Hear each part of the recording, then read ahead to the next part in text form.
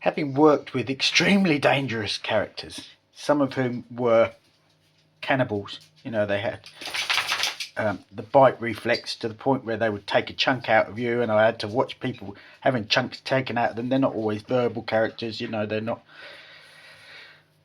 very well people at all always. But we live in this community where I think when we talk about the OBR, one of the great fears of the white man was the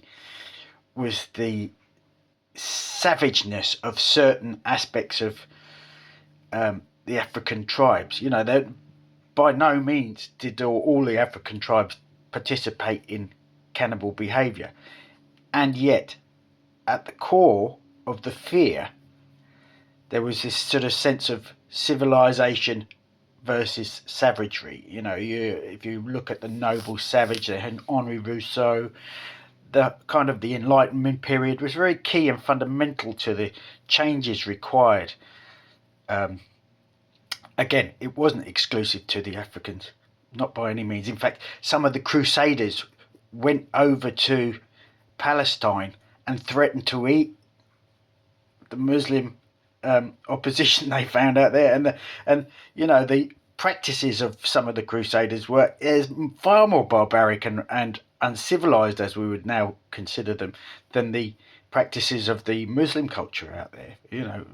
Very much more so. We didn't wipe our bottoms until we went over to China. We used to throw our detritus out into the street before Bazalgette built the sewer in London. The road was the toilet.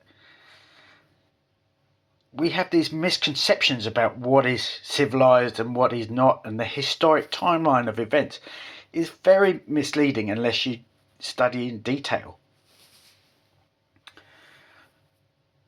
I think there's an awful lot to be said for keeping an open mind and study. It takes study to keep an open mind, and study is where we engage with code.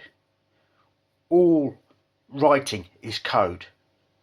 I've been at the heart of coding in the computer sense since I was a kid. I was the only person in my school class who had exposure to computers.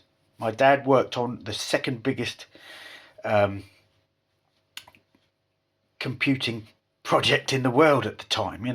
We had access to this huge mainframe,